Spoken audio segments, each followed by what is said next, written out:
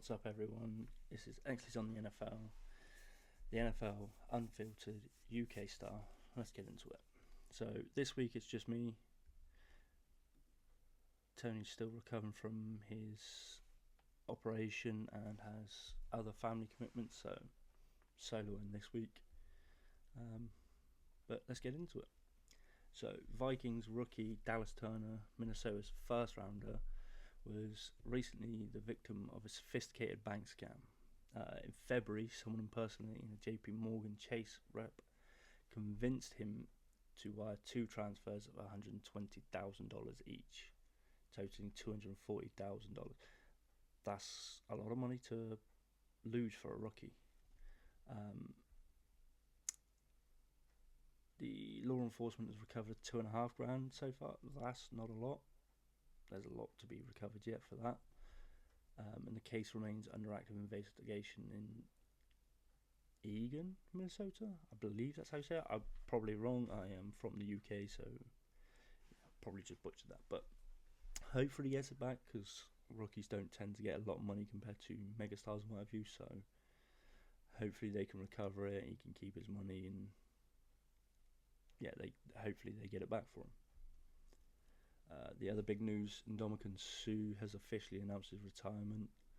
He played 13 seasons, which is quite a long time. He was a 5-time All-Pro and a Super Bowl champion. Played for the Lions, Dolphins, Rams, Buccaneers, and most recently the Eagles in 22. He didn't play last year. I don't know if that was nobody wanted him or he chose to take a year off. But he'd done a lot of media stuff for various NFL affiliates, so to speak. Last year, he'd done pretty well with that, I believe. And he gave a lot of wisdom, so to speak. But yeah, he's officially retired, so he can enjoy that and move on with his life. No trade rumours, really. Nobody on the trading block. The Jets and star wide receiver Garrett Wilson have agreed on a deal to make him one of the NFL's highest paid wide receivers. 4 years, $130 million extension with $90 million guaranteed. He's on the team now until 2030. He's under contract with them. So I think he was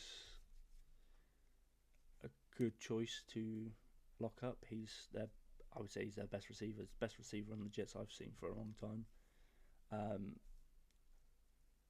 I think he was underutilized with Aaron Rodgers. He should have got a lot more catches and a lot more playing time. Hopefully they utilize him better and he can, really prove he's worth the money they're paying. They also, just before I started recording, announced they agreed with Sauce Gardner, 4-year extension, $120 million, making him the highest paid cornerback in history.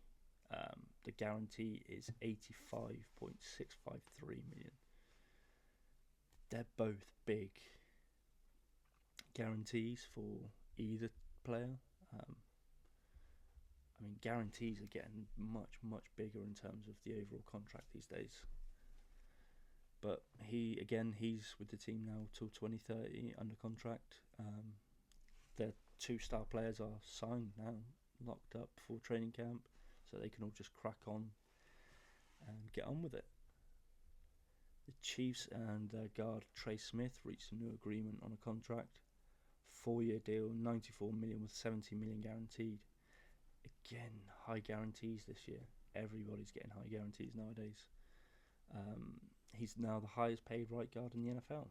So hopefully they can come back, make a bit of a run on it.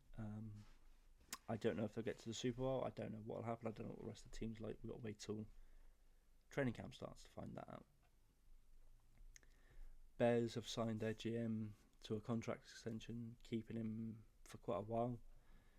2 years left on his original 5-year deal. He's now signed and extended in line with their new head coach Ben Johnson. So both their contracts will run out in 2029. I liked what they did with draft and free agency, shoring up that offensive line, getting some protection for Caleb Williams. Hopefully he can start making some plays. And maybe the Bears can make a bit of a comeback this year. But again, till training camp starts, we won't really know. But hopefully, yeah, they make a bit of a run. I don't know if they'll make playoffs. I don't know if they'll make Super Bowl. But I'm hoping they'll be kind of the comeback team of the year. I like what they've done. So, on the rumour mill, 49ers wide receiver Juwan Jennings wants a new contract or a trade. He's officially requested both, either a contract or a trade. Set to make $7.5 million this year in his final year of the deal. Again, this is at least the second year in a row they've had this issue with the Niners and a receiver. Last year it was Brandon Ayuk wanting a new contract. They weren't going to give him one, so he requested a trade. After a lot of back and forth, he gets one. I don't know if the same thing's going to work out for Juwan Jennings. I don't know if he's as good of a receiver, whether they deem him valuable enough to make that commitment. But he certainly put it on the line, either a new contract or a trade, but he wants it done soon. So we'll have to keep an eye on that one. All-Pro running back Ezekiel Elliott could be headed for retirement after 9 NFL seasons. He's had no interest in free agency. Nobody's apparently put any offers to him. Nobody's shown any interest in him. Nobody's contacted his agents about him. But if he does, his accomplishments: first team All-Pro, second team All-Pro, 3 times Pro Bowler, 2 times NFL rushing yards leader, and PFWA All-Rookie team. It is worth noting the last of those accomplishments came in 2019, so he's had a bit of a dip in his playing career the last few years. I don't know if that's him as a player, if that's because of the Cowboys, how they wanted to play him. But they shipped him out just before the end of the season to the Chargers, who consequently got knocked out of the playoffs. Didn't really go anywhere, and they released him. So again, just one to keep an eye on. There'll be more news, I imagine, coming soon from that one. Got no player of the week this week. Nothing's really happened. Everybody's taking a bit of time before training camp starts.